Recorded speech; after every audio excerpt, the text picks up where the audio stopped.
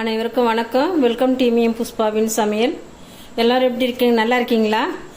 இந்த காரப்பொடி மீனை வச்சு ஒரு குருமா செய்ய போகிறேன். காரப்பொடி வாங்கி வந்து இது கிளீன் பண்ணின்னு வந்துட்டேன். இது எப்படி குருமா செய்யுதுன்னு பார்க்கலாங்க. ஒரு வெங்காயம் பொடியாக கட் பண்ணி வச்சுருக்கேன். இதுமாரி நைஸாக கட் பண்ணிக்கலாம். ஒரு 3 தக்காளி இதுமாரி நீல வாக்கில் கட் பண்ணி வச்சுருக்கேன். 2 ஸ்பூன் மிளகாத்தூள், வீட்டு மிளகாத்தூளுங்க. 1/4 ஸ்பூன் மஞ்சள் பொடி, 2 பச்சை மிளகாய் கீரி வச்சுருக்கேன். கொஞ்சோண்டு கருவேப்பிலை எடுத்துக்கிறேன். கொத்தமல்லி கொஞ்சம் கட் பண்ணி வச்சுருக்கேன். இஞ்சி பூண்டு பேஸ்ட்டு 1 ஸ்பூன் எடுத்துக்கலாம்.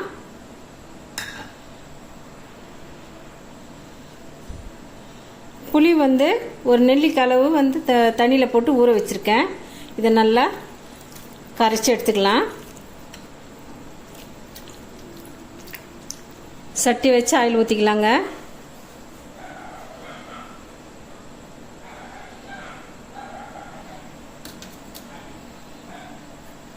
எண்ணெய் நல்லா சூடாயிடுது. வெங்காயம் போட்டுக்கிறேன்.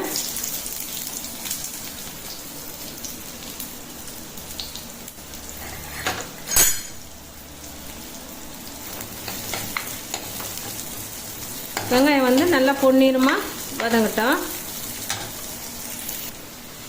ஒரு 10 நாளாக வீடியோ என்னால் போட முடியலங்க. உடம்பு ரொம்ப முடியாத இருந்தது, அதனால் போட முடியல. வெங்காயம் நல்லா வதங்கிடுதுங்க. பச்சை மிளகா கருவேப்பிலை சேர்த்துக்கலாம்.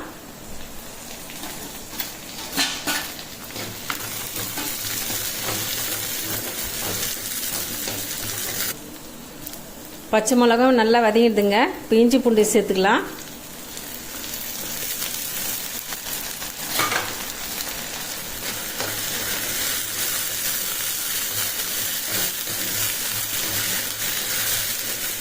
தோசை இட்லிக்கெல்லாம் சூப்பராக இருக்குங்க. காரப்பொடி மீன் குருமா சூப்பராக இருக்கும். இஞ்சி பூண்டு பேஸ்ட்டு நல்லா எண்ணெயிலே நல்லா வதங்கிடுது. இப்போ தக்காளி போட்டு வதக்கின்னு இருக்கிறேன். தக்காளி நல்லா வதங்கிடுது.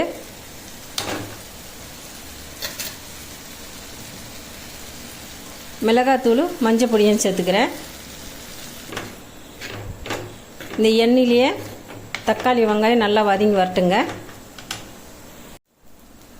தக்காளியெல்லாம் நல்லா வதங்கிடுதுங்க. புளி தண்ணி ஊற்றிக்கிறேன்.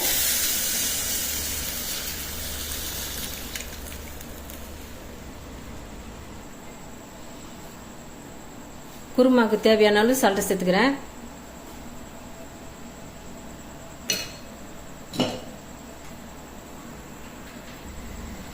குழம்பு நல்லா கொதிச்சு வந்துடுதுங்க.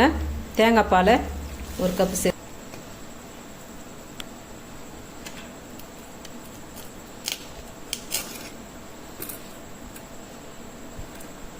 மசாலா நல்லா கொதிச்சு வந்துடுதுங்க. மீன் போட்டுக்கிறேன்.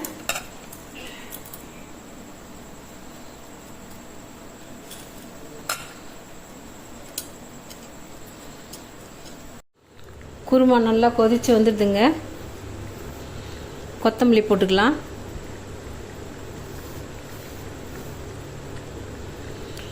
இட்லி தோசைக்கெலாம் சூப்பராக இருக்குங்க குருமா. காரப்பொடி மீன் குருமா ரெடி ஆகிடுதுங்க. இட்லி தோசைக்கு சாப்பாட்டுக்கெலாம் சூப்பராக இருக்கும். இந்த வீடியோ உங்களுக்கு பிடிச்சிருந்தா இமிஎம் புஷ்பாவின் சமையல் சேனல் சப்போர்ட் பண்ணி சப்ஸ்கிரைப் பண்ணுங்கள். தேங்க்யூ.